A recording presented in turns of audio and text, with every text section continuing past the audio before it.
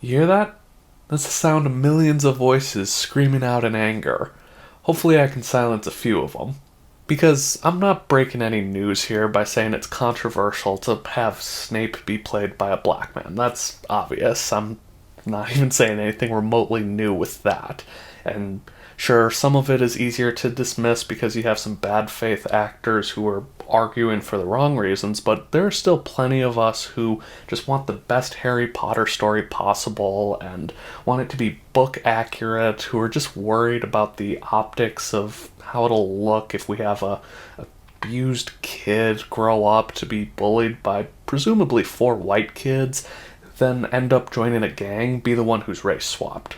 Because it's not like there's anything inherently black or white about Snape as a character. It's more that he was written and then just happened to be white. If I were to compare it to another franchise, I'd be looking at Marvel, who has characters like Luke Cage and Black Panther, who were written to be black characters, who, if you did change their race, that does change the character, but then you have a character like Nick Fury who was originally white, but then you have Samuel L. Jackson play the character, and it's not as big of a deal because his character wasn't written to be white.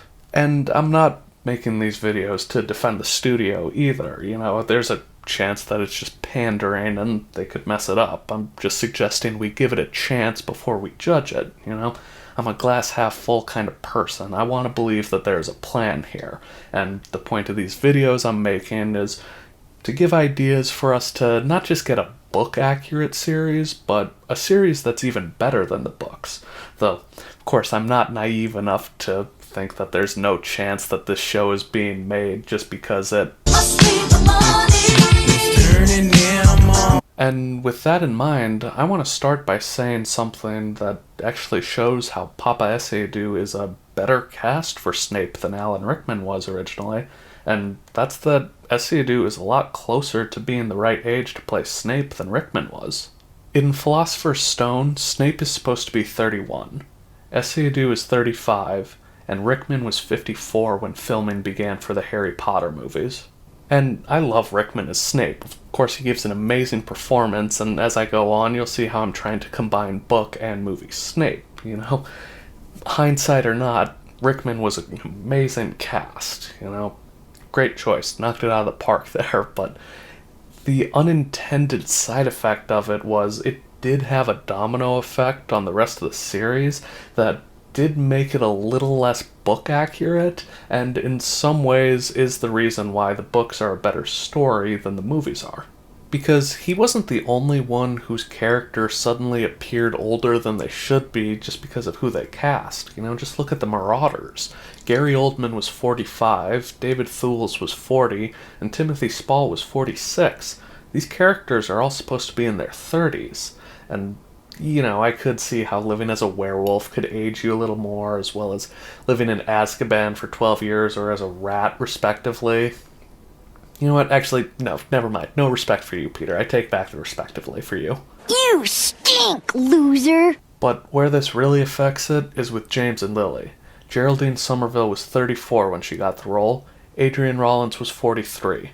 They were 21 when Voldemort kills them, and even if you want to say, well, hey, in the Mirror of Erised, Harry sees them that way because that's how he imagined his parents, if they had lived that long. And, that's an okay point, and doesn't really touch on them as spirits when they come back via Priori and Cantatum, and unless you want to say, like, oh, well, they aged as spirits, and it's like, eesh, that's what you want to do in the afterlife? You want to continue to age? I don't really hope that happens, and even then, even if those do happen and that is the case, when Hagrid gives Harry the photographs of his parents, that's how they look, so even then, they look like they're in their 30s and 40s rather than being 21. And because of this, we lose the visual in Deathly Hallows when Harry is facing death in the Forbidden Forest. He calls on his loved ones through the Resurrection Stone, and James and Lily are supposed to look about the same age that he is. It's a very powerful image that we don't get from the movies that I think kind of lessens the story a little bit, really takes away some of the gravity from Harry's decision. And I know it sounds like I'm just kind of yada yada in the race swap of it all, saying, hey, at least he's the right age, and there's still going to be plenty of good from casting Esiadu as the character. But that's not what I'm trying to do here. I've touched on it a little bit, and of course Snape is very important, extremely integral to the series. If he's done wrong, then the series is going to suffer for it, and maybe not even see the end of the TV show, It could be a problem, but if you think that race swaps are always bad in every situation, then nothing I can say will change your mind on that. I just don't deal in absolutes. Only a Sith deals in absolutes. And even if you want to say it's more of a general rule, there's always going to be exceptions for it. I think it's more of a case-by-case basis. Sometimes it doesn't work, sometimes it doesn't really have an impact, like Nick Fury, and sometimes it even makes the story better, That example being the Shawshank Redemption, who cast Morgan Freeman as Red, when in the book his character was white, and that's generally considered one of the 2 or 3 best movies ever. Heck, they even make a joke about it. Red. Why do they call you that? Maybe it's because I'm Irish. But I do think there is still a way to touch the optics of it, and this is where I know I'm going to be saying something a little controversial, but I'm not trying to be. I just want the best story possible, and now that Papa Esiadu is Snape, I think the best way to improve the story and make sure that the optics don't look bad is to also race swap one of the Marauders. Now, if you take one look at Dominic McLaughlin, you can rule out James pretty quickly, and Wormtail might be the one character who would look even worse to race swap, just looking at the optics of it, so not doing him either. I do think that there's potential with Lupin and Sirius, though, just to kind of pull the optics in the other direction for it, and particularly in Sirius's case. And I lean more towards Sirius because then all of a sudden we're picking Harry's least favorite teacher, and then probably the character that he loves most in the series, or at least the idea of, it's in the way he treats him. I've always kind of wondered for that too, how much is it him wanting to be with Sirius specifically, and how much is it him wanting to get away from the Dursleys, but that's besides the point. The point more so being that Sirius is more of a bully in the group, while Lupin is more of just a follower. So if Snape is getting picked on by the 2 coolest kids in the year, it does look a lot better if race doesn't look any way involved. Even though we know it's not, they hate each other because Snape is for the dark arts and the purity of blood, and James and Sirius are very against that, Just have it be what it is. Snape is a jerk, and then James and Sirius bully him and push it too far because they're also kind of jerks. And just like how we have the questionable optics of a black kid from an abused home growing up to join a gang, we also have in the other direction a black man being thrown in jail without a trial. Both are kind of uncomfortable topics to talk about, but we're pulling in opposite directions here, so I think it's better to have both than just one or the other. And the other reason why I think it's better to pick Sirius is we don't have to wait until Prisoner of Azkaban to deal with these optics for it, They could cast somebody as Sirius today, do some reshoots, and have that be the first scene of the series. It would also be a new way to introduce the Harry Potter show because, we then get to see from Hagrid's point of view what it's looking like when he recovers Harry. We get the story of it that he tells to Fudge and McGonagall and Flitwick and Madame Rosmerta in Goblet of Fire. We just tell it from that point of view where he and Sirius meet at the Potter's place in Godric's Hollow, and then right away we get the optics of it out of the way instead of having to wait a couple years for it. But now I want to get off the soapbox and dive more into the fun part of this video, because those of you who saw my Cedric Diggory video know that I just want the best possible story for this series, and I'm just trying to give different ideas for it, just to put it out into the universe, because Snape is very important, and I think that we could get a better version of Snape from this show, because there is a definite difference between book Snape and movie Snape. Rickman plays Snape as quiet, mysterious. He speaks evenly, slowly, as Rickman always does. There are times that he is just above it all. But Book Snape is above nothing. He is a very reactive character. He argues with the kids, he belittles them. He has become the bully that he hated so much and spends so much of his time angry. And weirdly enough, he even gets kind of catty sometimes. Take that fake apology and shove it right up your hairy... And also keep in mind that Snape is the thing that Neville fears most. Neville Longbottom, the kid whose parents were tortured into insanity by the Death Eaters. The thing he fears most is not their attackers, it's his teacher. Some of you prefer one, some the other. I think that the best way to handle this for the TV show is to try to find some landing point in the middle, because only Alan Rickman can play Snape that way. Anything else is going to feel like a cheap imitation, but at the same time, you also can't go too far with him bullying the kids, because, it's one thing to read about it, and we obviously still know how terrible of a person Snape can be, but it's also another to see it on TV.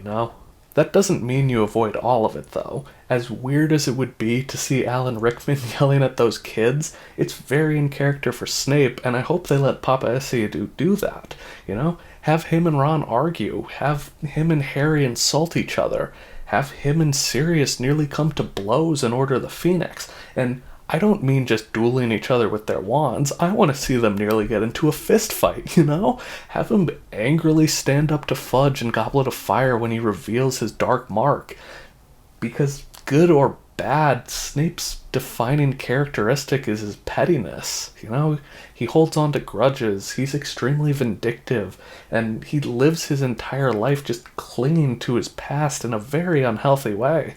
I would even go as far as to say that his alignment would be true neutral, because, let's be honest, he would let it all burn for Lily, so I wouldn't describe him as lawful or chaotic, really, because he would just do what Lily would say, and then he's not really a good guy, but he fights for good, but at the same time, he's still a bully, and he bullies kids, so we can't say that he's good, and if he was evil, I think he would be fighting more so to try to overthrow Voldemort as his revenge, rather than trying to protect Lily's son, which is what his goal is. I would also say neutral because he doesn't really have anything morally or philosophically guiding him, Everything he does is because of the pain from his past. He hates Harry because he looks like his father, yet the last thing he wants to see before he dies is Harry's eyes, because they're Lily's eyes. And he hates Neville because Voldemort could have picked him to be the chosen one, but instead he picked the son of the woman he loved. I also think that he particularly hates Hermione because she's a smart Muggle-born witch who reminds him of Lily in a lot of ways, and he's having to see her being friends with James's son. I think I just made an argument that Snape ships Ron Hermione. Weird. If I was to compare him to another character in fiction, I think it would be Darth Vader, because he has all this hate in him, but it's directed towards himself. But instead of punishing himself, or I guess maybe he is punishing himself by teaching potions, since that was Lily's specialty, but he's also punishing people around him, He's bullying the kids because he hates himself and what his past was. Particularly, he hates the kids who remind him of his past, and that's classic Vader.